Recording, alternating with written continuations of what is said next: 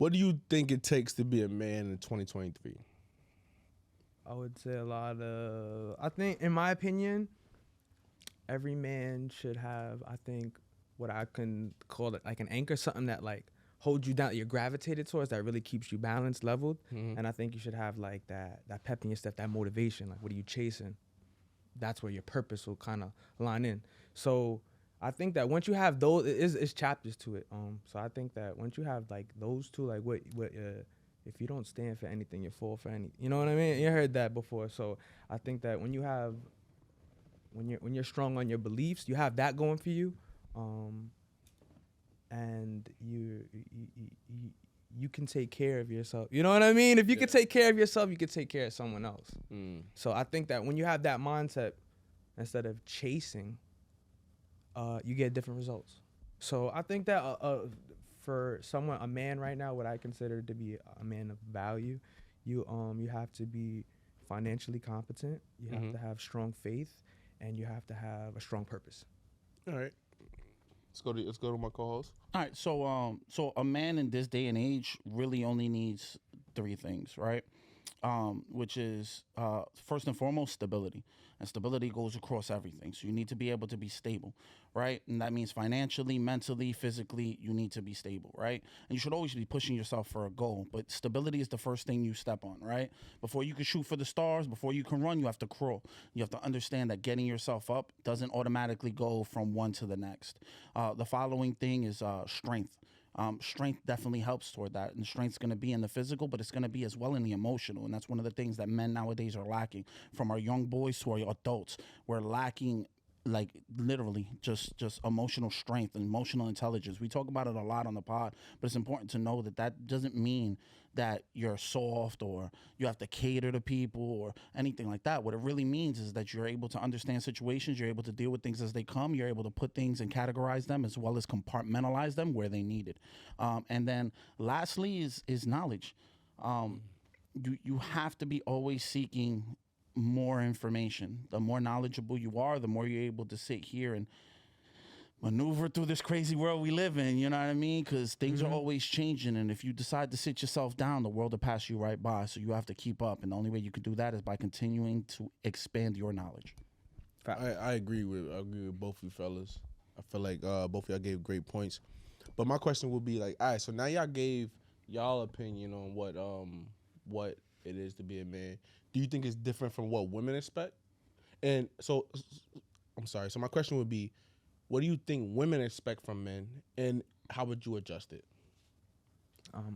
In my opinion, I believe it's your mindset, and that comes from your background, how you're raised. So I can't speak for all women. All right, so if we don't go with all women, let's go with the women you've experienced, or through your lens. This is not a generalized thing. You can speak from your perspective and your walk of life. Well, I'm Puerto Rican. I have a Hispanic background. So I think, and just getting deeper than that, I think you can't get a Puerto Rican or Dominican without black. You know what I mean? So I think that just the minority, just black women in general. I've only dealt with Dominicans, Colombians, Puerto Rican. Now I've had a wide variety. I haven't had an African American woman. I'm not gonna lie. I haven't. Looking forward to that experience, but I just haven't. I have my preferences, you know. So, and you gotta sometimes. I think it's important to date women that like you instead of women that you like. You get different results. So I kind of lean on that. So with all that said, what was the question? All right. So the question is, what do women expect from men? So, oh man, I think just all right. Now we know who we're talking to. Okay. Now there's different type. Now there's brackets. There's the educated woman. There's the woman that's kind of getting to a bag that has that. I would say daddy's money. There's. Wait. Say it again. There's like that. There's that chick that has like that super spoiled. That's in a silver spoon. There's that silver spoon of the Hispanic. I'm just gonna say black. Black in general. Because that's you can't get Puerto Rican without that. I'm with you. You can't. You know what I mean? So it's not about race. Yeah, exactly. Go ahead, do you think? So just in general, I think the expectations for a man are very high. I just they're very high. They're women. Do you think it's too high? Yes, So how would you adjust it? I think you gotta lower your standards. So you want women to lower their standards? Yeah. How would they adjust it? Yeah, women have to lower their. Yeah, I think that everyone suffers if you have like desires, if you have goals. You know, when those goals are not met, you know, you're suffering. You're kind of suffering. You know, you got to go to work. You got to figure it out. So I think that everyone suffers. So with that said, like if everyone is going through it, like, don't you want to be someone that makes life a little bit, makes that experience a little bit like easier? I understand where you're coming from. You feel me? Like, I don't know. I don't know. Like, I find it hard to tell someone to lower their standards. Like, no one's gonna willingly want to do that. They may be pushed into a corner where they have to do that, but no one's gonna willingly want to lower their standards. That's just my opinion. I know, and I think that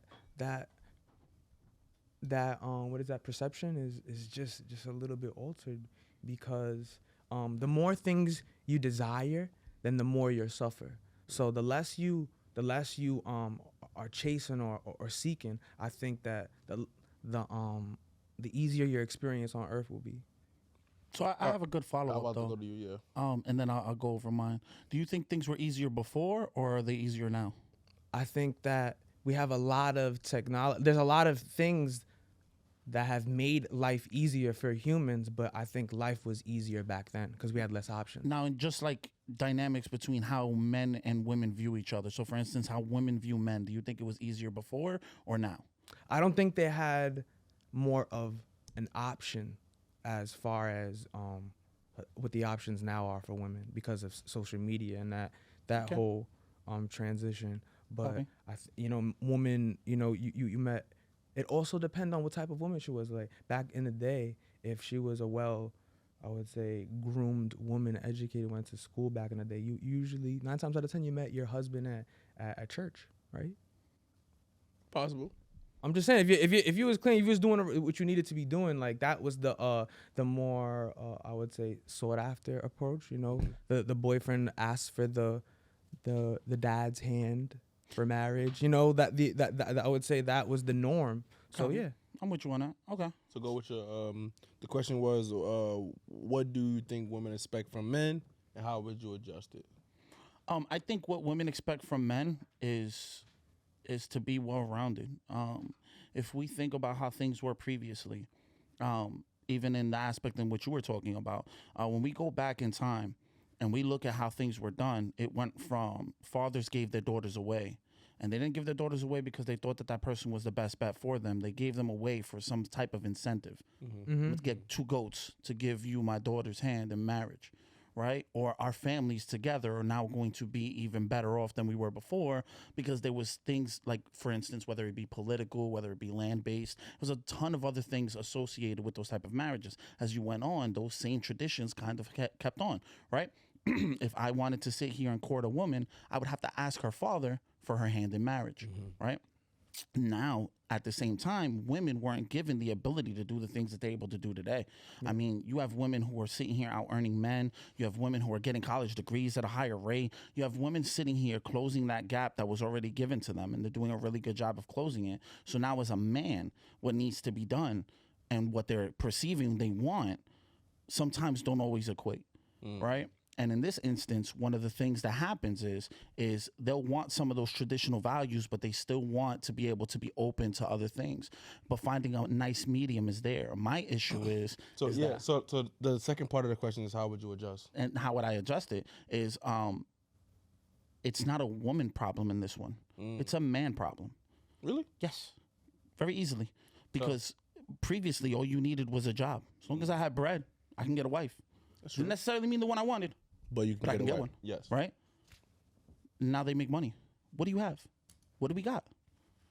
I'm gonna let you finish your point. Like our boys nowadays don't pick up on things early enough, right? Because we're not teaching them the right ways, right? So they're not emotionally intelligent. They tend to latch on onto the worst aspects of women, right? They fall entirely too quickly because they don't establish what those feelings are. think about it. I've said this on the pod. When a man falls for the first time is when he really becomes a man. That first time you've ever really felt love is the first time you've actually sat there and identified another emotion outside of anger and pride, right? Because those are the two things that we normally go back to as men. Like, again, 98% of all violent crimes committed by men. Why? Because anger is the number one emotion we resort to. It's the easiest one.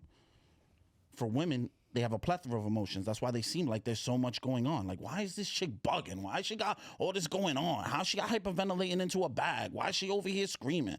Like, do I really need to wash these dishes? Right? All of these things happen, but that's because they have a plethora of emotions when you only have 1 to 2 to fall back on because that's all you had from growing up.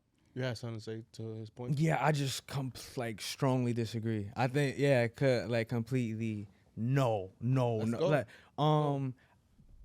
this is what we're here for. I think bro. Just to get in, that was my politically correct. Wait. Let me give you a little precursor, bro. This is the Who Heard You Bro podcast, bro. We don't hold back on the show. Okay. We invited you here, so your voice will be heard. You don't have to be shy. You don't have to be timid. All right, cool. Let it go, bro. All right, cool. We say what we feel, right? And whether it's reckless or not. So don't stress it and rock. All right, cool. Now. Listen, you say you strongly disagree with him, right? I strongly disagree. So because let's go. Just again, this is in my personal experience. Let's go, bro. With white girls, the experience has been completely different from, I would say, the curvy, more appealing Spanish or black girl. The energy is just first of all, I chase femininity. Once I have, of course, I have a preference. Of course, Cassie is heat. Rayon, these women are appealing, but I really feel like it's your approach, how you act. Once I see how a female kind of her energy is around other men. I'm like when she's so comfortable, maybe her tone. Once I see how she carries herself, I'm instantly this is where the man upstairs kicks in. You know what I mean? So I jack that. I jack when a female doesn't talk amongst men. I love that. You just peel off that's little signs. When I see shorty asking for the drink for I don't know. I'm really attracted to femininity, and I think that the more money women make, the more educated a woman is. These things are amazing. What if she's educated with money? These things take you all away from femininity. These things Let me ask you a question. So I don't want to stumble over your words. I want you to clarify. So you're saying the more money she makes, the more education she gets, it takes her away from her femininity? Yes. Okay. I mean, I kind of want to tackle that. I'll let you tackle it. I just want to give one statement. You can stay. You can, Because previously you said something, lower your standards, and it's kind of hard to ask someone to lower their standards. Now you're saying education and money, so you're kind of asking them to lower their standards, don't get educated, and don't make money. That's kind of hard to ask for somebody. What woman facts, agree to this? Facts. That's exactly what we're doing. Listen, if that, yes, you got it. Yes, that's exactly. Listen, it all goes back to purpose. Listen, and any attractive woman that I've ever been with, dated, listen. Yeah, I got you. When they have that, but first of all, a woman's purpose. You really want to get into it. A woman's purpose is really to. All right, cool. Let's say. Want to stay away from that? All right, Let's address the femininity part because the next one is another one that we're gonna have a nice conversation cool. Go ahead. So when it comes to that moving farther away from femininity, it's that the spectrum moves. It's exactly what I said earlier. If you sit down, the world will pass you by. The world's moving. One family household don't work no more. There's no such thing as the nuclear family anymore. You can't do pop works, mom stays at home, right? It's almost Whoa, you mean how you can't? Hold on, wait. I'm gonna break it down for you. You can't say no, that doesn't happen. It happens. It happens. That happens. It's an entirely huge stress, or you need to be on the upper echelon of fucking income. You can't do it when you're sitting here, for instance, your average man makes around $45,000 a year. On a $45,000 a year salary, you cannot raise a family and have one parent stay home. Yeah. It's literally You need impossible. two people, right? Correct. Now, what happens in a relationship, right? 2 people in a relationship. That second person has to work too because your income's not enough, right? So now, Who winds up out of luck in that one? So if you have a kid, that kid's not going to get to see mom every day. That's a nuclear family. The basis of a nuclear family is 2 parents, 1 kid, father works, mom stays home, takes care of the children, right? It's almost impossible now because of the way that we live, right? So now once we understand that, we understand that the nuclear family, the way we thought of it before, is no longer there. We all want 2-parent That's not true. We all That's want 2-parent households. That's there, bro. It's these women that have that twisted these women have so many options that they have make men weak, bro. We control the access to a relationship. Women control the access to sex. So all right, so Hold on. wait, hold on. I have to address that. All right, go. So when people say that, who has access or who denies or accepts access to one of the 2 things is completely incorrect, right? One of the reasons why. Hold on, before you go in, what was your statement? What did he say? I want to understand clearly what you said about the sex. I said women control or have more control of the access to sex, allowing that. Women are the gatekeepers of sex. Men are the gatekeepers of relationships. I agree with that. That dichotomy is incorrect. I agree. Hold on, time out. A man proposes to a woman. I agree with that statement. Proposing doesn't mean anything. All that means is that at the end of the day, that proposing means absolutely nothing. Let me make it. You're Really making clear a commitment. That's You're not bugging. true. That's No. Let me make it incredibly clear for you. You can propose until you're purple in the face, right? Until you actually sign the documentation means nothing. All you're doing is saying, I want this relationship. But at the end of the day, what winds up happening is, and this is absolutely true, depending on how the relationship starts, will depend if that woman even allows you to get there. The woman's as in control as the man is in those situations. For sex, it's the exact same way. If you know what you're doing, your probability of closing on sex is as high as a woman's, depending on if you know where you're at in your range. I'm not gonna walk into a club and be like, I'm gonna sit here and I'm gonna smash every shorty in here, right? Because a woman's not always looking for sex. You can find some, but not all, right? But will I have a close rate if I sit here and do something like my man said? If I lower my standards, I can close almost every time I go out. No issues. Straight up. A woman. You feel me? That's what we try to do. You think we try to waste no time? I'm not trying to waste. I'm trying to get to it. I'm not on the lowest standing wave, bro. Exactly. I'm not lowering my standard. Here's the point that I'm getting at. I'm not Is that that a woman, wave, bro. That a woman, I'm on we sit here, high energy, bro. we sit here and have the expectation that because women have an unbridled amount of dicks thrown at them, that means that these are the dicks that they want. They don't, right? So the analogy that I make is, us as men, we have to hunt for pussy, right? So if I'm not getting, no one's knocking on my door like, let me get that dick. No one's doing that unless I put it out there, right? I have to sit here and work. Listen, that is your chapter to that story. No. But here's the reason why I bring that up. Okay. When you have a woman at the same time, same place, we can, all else even, right? It's just a woman, right? In the same situation, not actively looking or doing anything. She has maybe like 40, 50 dicks thrown at her. No issues, right? So I'm starving, right? So we're going to make the analogy to food. I'm starving. Last point. Right? And then she's over here. She has a bunch of shit. She's just standing there with rotten food, right? Both of us are going to end off in the same spot. We're going to be sick and die, right? But at the end of the day, nothing really changes. She just has options for shit she don't want, right? Or shit that would be bad for her. I don't have any options. Yeah. If the only difference is options, that's not really a big difference because we still wind up in the same spot. And that's the biggest hurdle that I see happening between men and women now, is that we always sit there and point out that, well, at least you have options. You could do this, you could do that. But then at the end of the day, we're still both stuck lonely.